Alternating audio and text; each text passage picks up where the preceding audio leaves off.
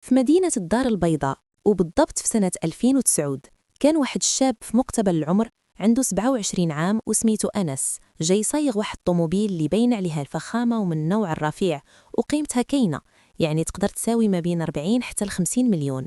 هاد الشاب كان معاه واحد الشابة اللي من بعد غادي تبين أنها الأخت ديالو. المهم كانوا كيتناقشوا بحدة وكيهضروا بصوت عالي بحال إلا كاين بيناتهم شي صداع أو توتر كبير. نزلوا بجوج من ديك السيارة وتوجهوا نيشان للكوميسارية ديال البوليس. دخل هو وياها وكان باين على الولد الخلعة والتوتر، وحتى البنت كانت حالتها حالة وعلامات الخوف والقلق بادية عليها، وهي شابة عندها 26 عام. فاش وقفوا قدام البوليسي قال لها خوها قولي هضري انتي.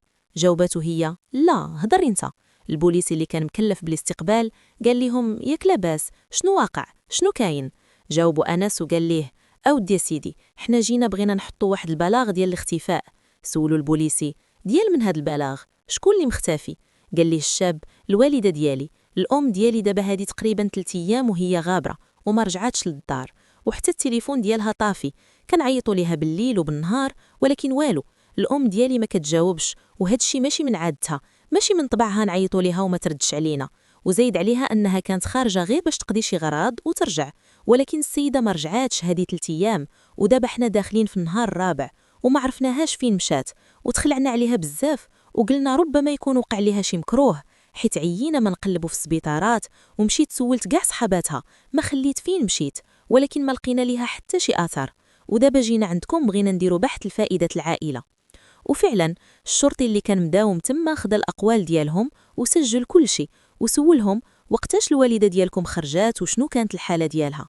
جاوبوا الابن اودي الوالده ديالي خرجات نهار الثلاث مع ديك العصر مباشره من بعد ما جات هذيك الانفيرميير الممرضه اللي مكلفه تجلس مع الوالد ديالي وتقابله.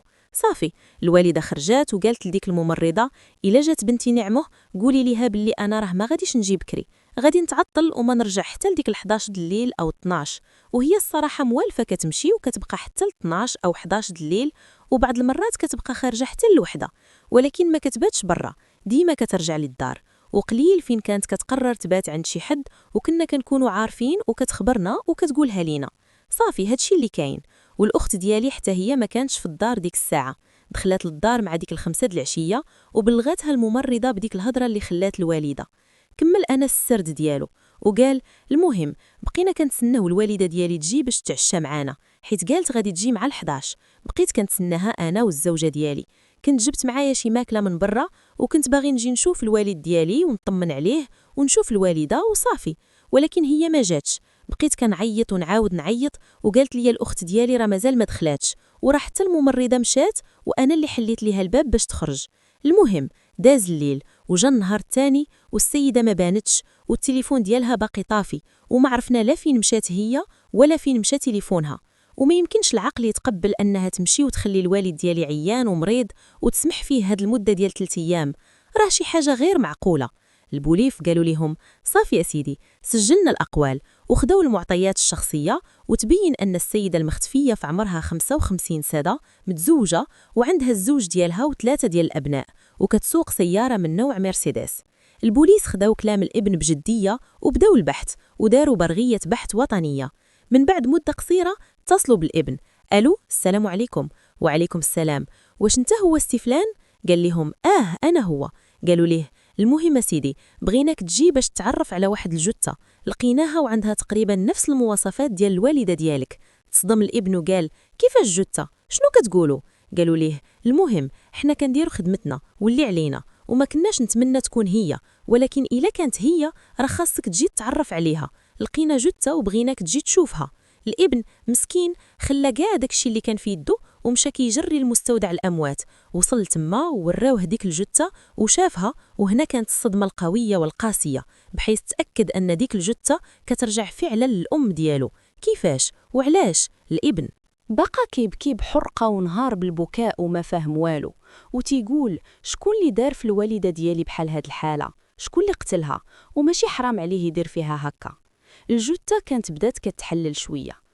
المهم البوليس جابوا الابن من بعد ما هدن شوية وشربوه الماء ومسح دموعه وقالوا ليه البركة في راسك ولدي، ولكن رحنا بغينا نعطيوك بعض المعطيات باش تفهم الصورة، وحتى إلا كانوا عندك انت شي معلومات تفيدنا، حيت هادشي راه جريمة قتل وماشي شي حاجة سهلة اللي غادي ندوزوها. حنا كنبحثوا في قضية قتل، داكشي علاش عيطنا ليك تتعرف على الجثة. قال لهم الابن أنا ما عندي حتى مشكل، أنا مستعد وجاهز لأي سؤال بغيتو تسولوني. قالوا ليه البوليس المهم بالنسبة للجثة ديال الوالدة ديالك لقيناها في واحد الشقة، هاد الشقة كيسكنوا فيها بعض الناس وكيجيو ليها عائلات وكذا، وتقريبا هادي نهار باش لقيناها. الريحة كانت كتعطي مجهدة من ديك الشقة، وخاصة حنا في فترة الصيف والحرارة فبدات كتطلع ريحة الخانز. الجيران بداو كيتشكاو وشموا ريحه خايبه بزاف، ومشاو عند المقدم ديال الحومه وبلغوه. قالوا ليه راه كاينه واحد الرائحه كريهه خارجه من ديك الدار، وعيينا ما نحاولوا نتواصلوا مع مول الدار، ولكن للاسف ما كاين حتى شي جواب. دقينا وما خلينا ما درنا. وزايد عليها ان الطوموبيل اللي كانت كتجي ديما لهاد الدار باقا واقفه لتحت ما تحركاتش، وهذيك هي المرسيدس ديال الوالده ديالكم اللي سميتها خديجه. المقدم عاون السلطة خدا شكاية السكان بجدية ومشى بلغ السلطات المختصة والأمن باش يجيو يعاينوا هاد الشقة اللي فيها الريحة ويشوفوا قضية السيارة اللي ما تحركاتش. وفعلا جاو البوليس وشموا الريحة خانزة بزاف واصلة للدروج، حاولوا يحلوا الباب، وهنا كانت المفاجأة والكارثة العظمى. فاش حلوا الباب لقاو جثة ملوحة حدا الباب، جثة ديال واحد الشاب أسود البشرة وباقي صغير في السن، ومقتول بعدة طعنات متفرقة في كاع أنحاء الجسد ديالو، وكان لابس غير سروال ديال البيجاما والجزء العلوي ديالو عريان، وكان عامر بالضربات والطعنات. هذه كانت الجثة الأولى اللي لقاوها في الدخلة. ومن بعد ما زادوا توغلوا عناصر الشرطة لداخل الدار لقاو باللي كاينه جثة تانية طايحة حدا الباب ديال بيت النعاس، وهاد الجثة كترجع لخديجة الأم ديال أنس. هاد خديجة كانت مضروبة ومدبوحة وفيها حتى هي طعنات كتيرة ومتعددة، يعني السيد اللي قتلهم أو العصابة اللي هجمت عليهم كان الغرض ديالو التصفية والقتل، ما كانش باغي يخليهم عايشين، حيت الطعنات كانت كتيرة وبوحشية في الجسدين بجوج. البوليس بداو كيقلبوا في مسرح الجريمة، لاحظوا أن الهواتف ديال الضحيتين بجوج ما كاينينش، اختفاو من مسرح الجريمة، وحتى السلاح باش تقتلوا أو أداة الجريمة ما كاينش. وزيد عليها أن الباب ما كانش مهرس أو مفروع، يعني القاتل دخل بطريقة عادية أو حلوه ليه. ولقاو كذلك أن الساق أو الرجل ديال الضحية خديجة كان محيد، وربما هاد الشخص القاتل كان كيحاول يخفي معالم الجريمة أو يمحي الهوية ديال الضحية باش ما يتعرفوش عليها. المهم بداو التحريات وعرفوا باللي هاد الشيء يقدر يكون تصفية حسابات، ومن المرجح أن هذاك الشاب الإفريقي أو الشاب السنغالي هو اللي حل الباب بشكل عادي، ولكن تفاجأ بالقاتل أو العصابة اللي دارت فيه هاد المجزرة وقتلاته وخلاوه جثة هامدة وزهقات الروح ديالو والروح ديال السيدة اللي كانت معاه. بالنسبة لديك السيدة الله يرحمها ويرحم جميع المسلمين، كانت لابسة شوميز دو نوي وكان عندها آثار في الأعضاء التناسلية كتبين أنها في ديك الوقت كانت كتمارس علاقة جنسية، وكانوا بقايا ديال سائل منوي. وفاش تم الفحص ديال هذا السائل في المختبر لقاو باللي كيرجع لداك الشاب الإفريقي اللي كان مقتول حداها، يعني الشاب اللي كان معاها كانت كتجمعوا بها علاقة، وربما علاقة حميمية. الشاب كان في العمر ديالو يلاه 22 عام، باقي صغير، وما كان عنده لا باسبور لا ورق الهوية ولا حتى شي حاجة كتعرف به في ديك اللحظة. الابن تلقى هذا الخبر بحال الصاعقة، نزل عليه بحال الرعد من عند البوليس، قال لهم كيفاش الوالدة ديالي كاينة في دار مع شاب وكيفاش دايرة علاقة. سولوا البوليسي واش نتوما ما عارفينش، واش ما عندكم حتى شي علم مسبق؟ الوالدة ديالكم كانت كتخون الوالد ديالكم؟ جاوبهم أنس بصدق، صراحة الله لا، أنا الوالدة ديالي ما عمري شكيت فيها ولا ظنيت أنها تقدر تخون با ولا دير شي حاجة بحال هكا، وهادشي اللي كتقولوا راه ما يمكنش ومستحيل. وأكيد أي ابن أو بنت صعيب عليهم يتيقوا ويصدقوا أن الأم ديالهم كتخون باهم ودايرة شي حاجة كبيرة وصعيبة بحال هكا. المهم تم التوصل وتحديد الهوية ديال هاد الشاب، وتبين أن الاسم ديالو طارق، وهو شاب داخل للمغرب بصفة قانونية وجاي باش باش يقرا وكينحدر من أسرة نوعا ما متوسطة، ماشي غنية بزاف وماشي فقيرة، ولكن أسرة كتقدر تخلص على ولدها باش يكمل قرايته ويصرفوا عليه بطريقة عادية. والولد كان كيعاون راسو وكان كيجي لديك الفيلا ديال المرحومة خديجة والزوج ديالها باش يعاون الابنة ديالهم في الدراسة بمقابل مادي. سولوا البوليس الابنة، قالت ليهم اودي عاودوا لينا باش نفهموا كيفاش طرات هاد العلاقه ما بين الوالده ديالي وهاد السيد. سولوها واش هاد الصديق ديالك كانت عنده شي علاقه بالوالده؟ قالت ليهم انا ما كنعرفوش مزيان، راه كان بيني وبينه غير الدراسه والقرايه، كان كيجي للدار باش يقريني ويدير ليا السوايع.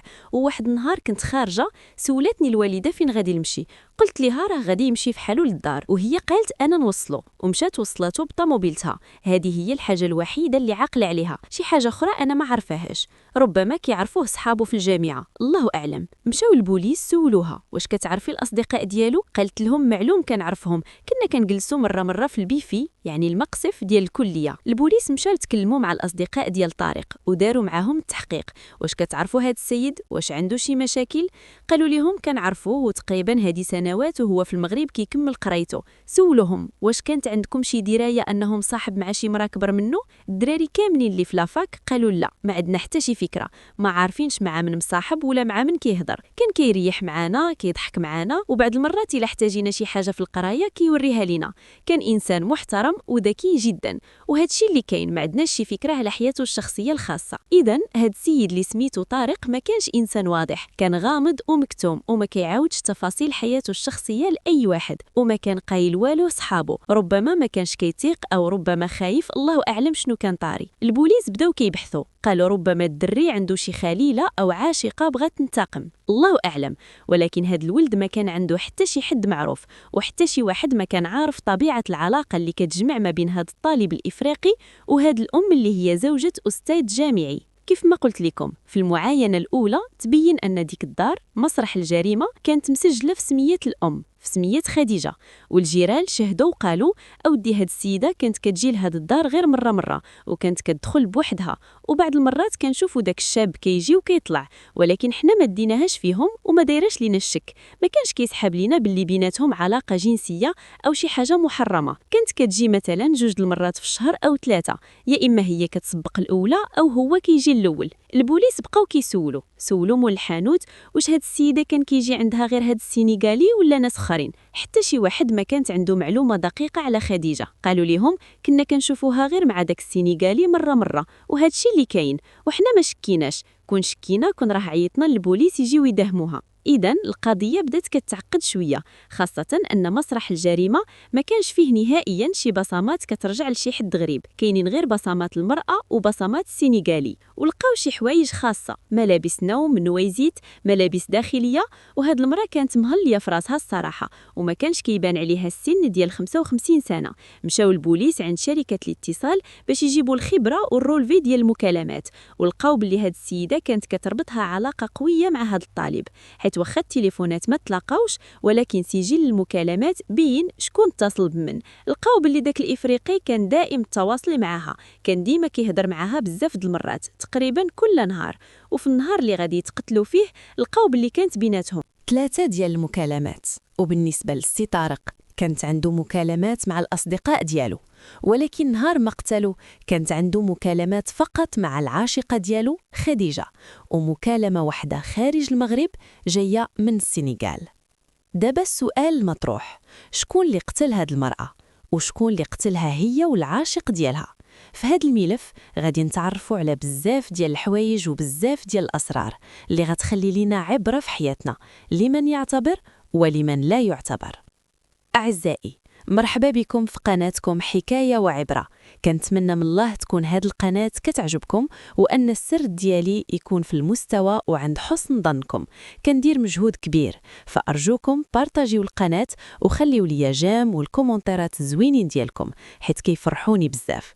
شكرا لك شوشو، شكرا لك فاطمة، شكرا للناس اللي ما ذكروش أسمائهم، وشكرا للسيدة اللي من تونس. شكرا لكم واحد بواحد، كنبغيكم وكنحماق عليكم، والله يخليكم ليا والله يخليني ليكم ويدوم المحبة بيناتنا.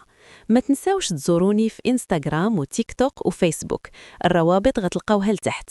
بلا ما نطول عليكم، يلا هنشوفوا شنو وقع في هاد القضية. يا لالا، بدات القصة مع واحد العائلة. هاد العائلة كانوا فيها 4 ديال البنات والأب والأم. الأب رب الأسرة كان هو الوحيد اللي كيخدم وكيسعى على هاد 4 البنات، وكان الحلم ديالو الوحيد هو أن بناته يوصلوا لمراتب عليا ويخدموا ويشدوا مناصب مزيانة في المستقبل، حيث هو ما كانش كيخدم شي خدمة قارة ومضمونة، ولكن كان كيضرب تمارة بالليل وبالنهار باش يجيب لهم الرزق من فم السبع.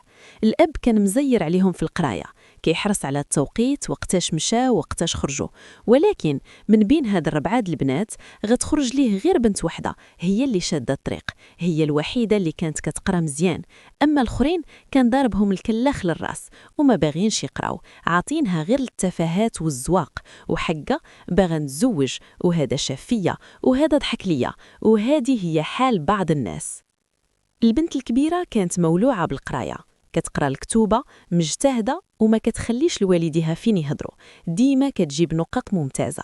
أما خواتاتها فالأخت الثانية خرجت من الكاتريام، والثالثة خرجت من 7، والرابعة تعفرت شوية وخرجت من 6. البنت اللي خرجت من الكاتريام تزوجت بواحد الراجل وجلسات في الدار، واللي خرجت من 7 تزوجت بواحد الباندي بزناس ما فيه ما يتشاف، كيصبحها بعصا ويمسيها بعصا.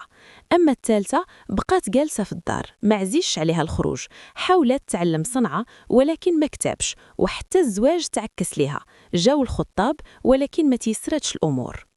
بقات غير البنية الكبيرة، نجحت في البكالوريا بنجاح باهر ومشات للجامعة لا فاك، وديك الوقت كانت الإجازة في 4 سنين. اختارت تقرأ القانون، وكان عندها حلم واحد، تولي قاضية. كانت كتقول لباها: شوف أبا، أنا غادي نولي قاضية وغادي نتهلا فيك وغادي نبدل لك حياتك ونديك للعمرة والحج. وكان باها مسكين تيفرح وتيقول لها: أبنتي، أنا بغيتك غير تقراي وما تديها في والو، الشقا والمواعن يغسلوهم خواتاتك، انتي ما ديري والو، انتي كتقراي وتجيبي النقط وهما ما كيديروا والو. وكان الأب كيدير شوية الفرزيات، ولكن راه عنده الحق، ما يمكنش وحدة كتقرا وتجتهد نوضوها تشقى، ووحدة ناعسة نهار كامل ما دير والو. المهم، هاد البنية كملت قرايتها في لافاك، خدات الإجازة في القانون في 4 سنين بلا ما تسقط وبميزة مشرفة. من بعد دفعات للماستر والتقبلات وبدات كتقرا، وكانت ناوية غير تكمل الماستر تدفع للمعهد العالي للقضاء، وفعلا كملت الماستر، والأب كان طاير بالفرحة. ولكن مع كامل الأسف فاش يالله بنته غتبغي تاخد الماستر وفي فترة الامتحانات الأب غادي يتوفى، مات الله يرحمه. البنت تزعزعات نفسيا وتأثرت بزاف، ولكن الأساتذة ديالها تعاطفوا معها وأجلوا ليها المناقشة، ومع الوقت استرجعت قوتها وكملت ودفعت لمباراة القضاء وتقبلات ودخلت كتقرا في المعهد، دوزات 2 عام وتخرجت قاضية. في العام الأول ديال القراية في المعهد تعرفات على واحد الأستاذ جامعي كان كيقريهم مادة نظرية. هاد الأستاذ كانوا كيقريهم قضاة ودكاترة كبار. هاد الأستاذ كان كبر منها ب20 عام تقريبا. البنت كانت ذكية ونابغة بغيونت وكل شيء كيشهد بذكائها. الأستاذ عجباته وبدا كيتقرب منها، وحتى هي كانت كتشوف فيه داك السند والأب اللي فقداته، خاصة أنها كانت بنت محترمة ما عندهاش مع التصحيب والخروج، كانت مركزة غير في قرايتها ومستقبلها. هاد الأستاذ اللي سميتو العياشي بقى حاضيها، داز العام الأول، داز الثاني، وقربت تخرج. البنت تخرجات وحصلت على منصب قاضية وفرحتها كانت كبيرة، ولكن كان فيها شوية الحزن حيث ما بقاتش غتشوف الأستاذ اللي ولات كتبغيه. وطلاقاو من بعد وبدات العلاقة كتطور، كانت كتخرج معاه للكافي وكيهضروا. سولات خديجة العياشي: علاش ما تزوجتيش حتى لهاد السن؟ جاوبها: كنت مزوج وطلقت. تزوجت 2 مرات، الأولى ما كانتش كتولد والثانية كانت عديمة المسؤولية، وبدا كيشكي عليها. خديجة كانت متيمة بهذا الأستاذ، كتحماق عليه.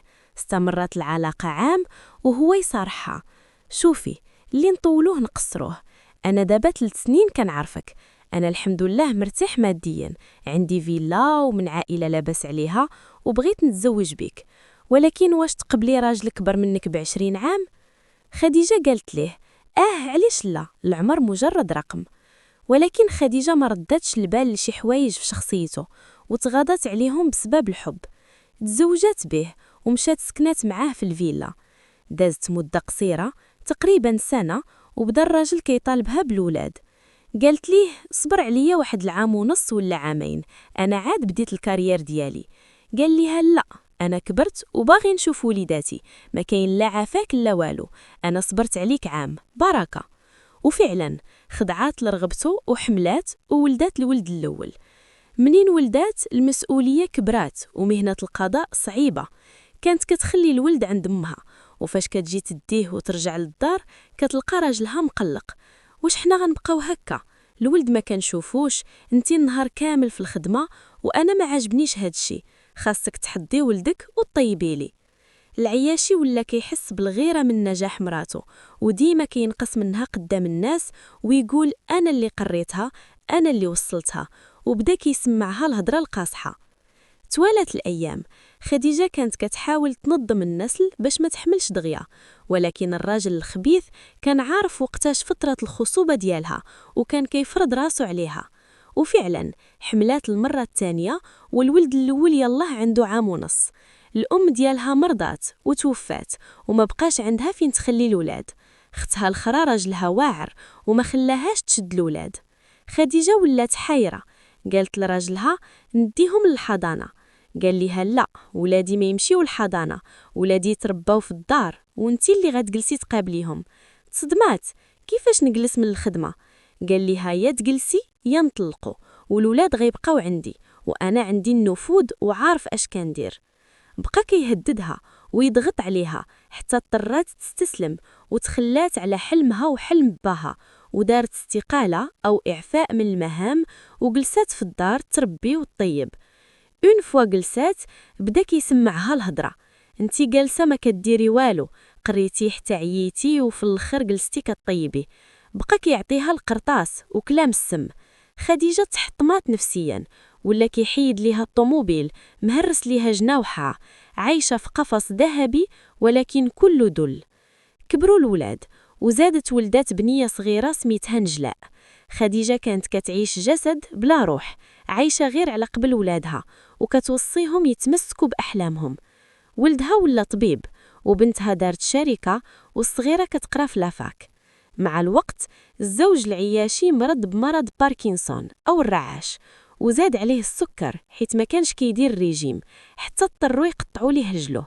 ولا طريح الفراش، ما كيتحرك ما كيهدر، وجابوا ليه ممرضه تقابله.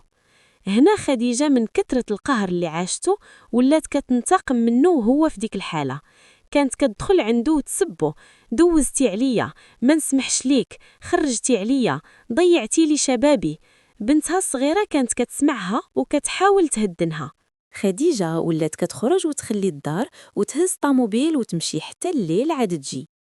ولات كتكمي وكتشرب الشراب حيت راجلها كان أصلا كيشرب وعنده الشراب في الدار. ولات مدمنة وما بقاتش مسوقة، كتقول لولادها أنا ضحيت بما فيه الكفاية، دابا وقتي نعيش حياتي. نرجعوا للجريمة ديال 2009. خديجة بعد ما راجلها طاح مريض ولات هي اللي مكلفة بالفلوس والشيكات. خدات فلوس وشرات شقة بعيدة على الفيلا باش دير فيها ما بغات. البوليس داروا التحقيق واستجوبوا صديقة مقربة لخديجة وجارتها. قالت ليهم الصديقة خديجة فاش مرض راجلها ولات كتصاحب وكان عندها عشيق إفريقي كتعرفوا هادي عام، كانت كتجيبو للدار وعجبها حيت قوي وصحيح، وهي كانت محرومة عاطفيا وجنسيا. بدات كتصرف عليه وتعطيه الفلوس ومن بعد داتو للشقة ولات كتمارس معاه الرذيلة. البوليس سولوها واش كان عندها شي حد آخر من غير هاد الإفريقي.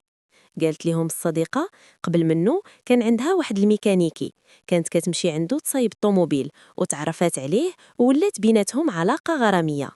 الميكانيكي طاح فيها وبغاها، ولكن هي ملات منه وتفرقات عليه وبدات كتشوف شباب صغار وتعيش حياتها. الميكانيكي ما قبلش وبقى تابعها وكيحاول يرجعها، وآخر مرة دار ليها شوها في الطريق فاش شافها مع واحد آخر. البوليس مشاو عند هاد الميكانيكي للمحل ديالو، لقاو باللي غدر هادي مدة وما بقاش كيجي. شكو فيه وبداو البحث حتى جابوه من واحد الدوار بالتنسيق مع الجدارمية. غير جابوه واجهوه وهو يعترف بكل برودة. أنا اللي قتلتها. قال ليهم أنا بغيتها بصح، أول وحدة نبغيها، تمنيتها تطلق ونتزوج بيا، ولكن هي كانت رافضة تطلق على قبل الورث والفلوس. من بعد ولات كدير تصرفات طايشة، كتكمي وكتشرب وبدات كتبدل عليا، حتى شفتها مع داك السينيغالي البرهوش. الغيرة حرقاتني، تبعتها لديك الشقة وهزيت جنوية ومشيت في الليل. دقيت الباب، حل ليا السينيغالي، خشيت فيه الموس وما عقلتش عليه. هو طاح وهي خرجات كتغوت، كملت عليها حتى هي. جمعت التليفونات باش ما نخليش الآثار وهربت. السيد اعترف وتحكم عليه بالمؤبد. وهذه كانت نهاية مأساوية لامرأة عاشت القهر ولكن اختارت طريق الغلط في الآخر، وشاب بريء مات ضحية نزوة وعاشق مجنون بالغيرة. أنا لا أحرض على الفساد، ولكن كنقل لكم الواقع باش نتعظوا. دابا غندوزو للقصة الثانية، قضية الحاج أحمد. الحاج أحمد كان راجل لاباس عليه، ورث محلات تجارية وطور راسو ولا كيبيع الأثاث المنزلي، معروف في المدينة وعنده الهيبة. عنده جوج الولاد، معاذ 35 عام ومريم 30 عام. معاذ ما كملش قرايته وخدم مع باه، ومريم كملات ودفعت دبلومات، وباها اقترح عليها يدير ليها مشروع ديالها، دار ليها محل ديال المجوهرات والإكسسوارات. الحاج أحمد زوج ولده معاذ ببنت صاحبو سميتها سعيدة، وسكنهم في فيلا. ومريم حتى هي جاها نصيبها وتزوجت بواحد السيد لاباس عليه وسكنات في فيلتها. مريم دغيا حملات، والحاج أحمد طار بالفرحة، حيت ولدو معاذ وسعيدة هادي 3 سنين وهما مزوجين وما جابش الله الولاد، والأطباء قالوا ليهم عندكم مشكل وما يمكنش تولدوا. الحاج كان كيتسنى الحفيد بفارغ الصبر، ومريم قالت ليه غتسمي ولدها أحمد على سميتو، فزاد فرح وكبرات في عينه وقال ليها السبوع أو العقيقة على حسابي وفي داري، ومعاد هو اللي غيتكلف بكل شيء. جا نهار السبوع، العائية كلها مجموعة عند الحاج أحمد، الدبايح الناس كل شي فرحان وكيتسنى النفيسة مريم تدخل هي والمولود. مريم كانت في دارها كتوجد راسها، وكان المفروض راجلها يجيبها للغدا. وصلات الجوج، مريم ما بانتش. وصلات 3 والو، ما عيطات ليها تليفون طافي. شوية دخل راجل مريم بوشدو، سولات أمها فين مريم؟ قال لهم أنا كنت غادي نجيبها ولكن عيطات لي شغلة على غفلة، واتفقنا هي غتجيب طوموبيلتها من بعد ما توجد راسها، وقالت لي صافي غير سير نتلاقاو في دار با. ولكن التأخير زاد عن حده والتليفون طافي. راجل مريم ركب الطوموبيل ورجع يجري للفيلا ديالهم، حل الباب، طلع البيت النعاس، وهنا شاف المنظر اللي يوقف القلب.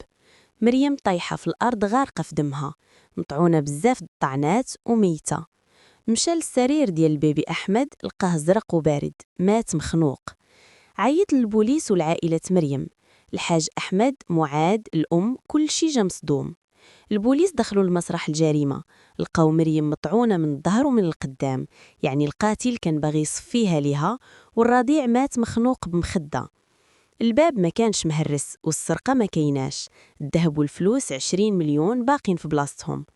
البوليس حققوا مع العائلة، الأب قال بنتي ما عندها عداوة مع حد، ولكن البوليس شكوا في أن القاتل من المقربين حيث دخل بلا كسر. شكون اللي مشكوك فيه؟ راجلها كان في الخدمة وتأكدوا من الوقت ديالو. بقات الشكوك كتحوم حول معاذ ومراته سعيدة، خاصة بوجود خلافات عادية بين مريم ومرات خوها. البوليس تجوبوا سعيدة، بانت متوترة ويديها تيترعدوا، قالت لهم أنا كنت في داري، ما خرجت حتى ل1:30 باش نمشي للسبوع. ولكن البوليس ما زقلوش، مشاو سولو في الحومة ديالها. العساس قال لهم مرات معاد شفتها خارجة مع 9 الصباح، وغبرات شي ساعة ورجعات، عاد عاودت خرجات مع 1:30. واجهوها بهاد الهضرة، بدات كتفتف وقالت نسيت، مشيت للصالون نقاد شعري. داوها عند الكوافورة، قالت ليها ياك جيت عندك؟ الكوافورة قالت لا لا لا ما جيتيش، هادي شهر ما شختك. داوها للكوميسارية، حاصروها بالأسئلة، وفي الأخر نهارت واعترفت أنا اللي قتلتها. وعلاش؟ قتلتها حيت هي عندها كل شيء، عندها الزين، القراية، الفلوس، وزادت كملاتها بالولاد. أنا 3 سنين وأنا كنتعالج وما ولدتش، وهي دغيا حملات وسمات ولدها على با شيخي. شيخي ولا كيحماق عليها وعلى ولدها، وخفت يكتب ليهم كل شيء وما يبقى لينا والو أنا ومعاد. الغيرة والحقد عماني. حكات التفاصيل، عيطت ليها في الليل، قلت ليها بغيت شي مضمة وإكسسوارات للتكشيطة ديالي، واتفقنا نجي عندها في الصباح للدار. مشيت عندها مع تسعود، دخلاتني، وفاش كانت كتجبد لي الذهب من الماريو غفلتها وضربتها بالموس في ظهرها وكملت عليها وهي طايحة. ومن بعد مشيت للرضيع، خنقته بالمخدة باش ما يوردش ومسحت البصمات ديالي وخرجت بحالي لما وقع والو. تحكم عليها بالمؤبد ومعاد طلقها فورا. الحاج أحمد والأم تصدموا وتحرقات كبدتهم على بنتهم وحفيدهم. هذه هي القصة. واش كنتوا كتظنوا أن الغيرة توصل بنادم لهاد المواصيل؟ الله يسترنا ويحفظنا. وصلنا لنهاية الحلقة، نتلاقاو في قصة جديدة. بسلام عليكم.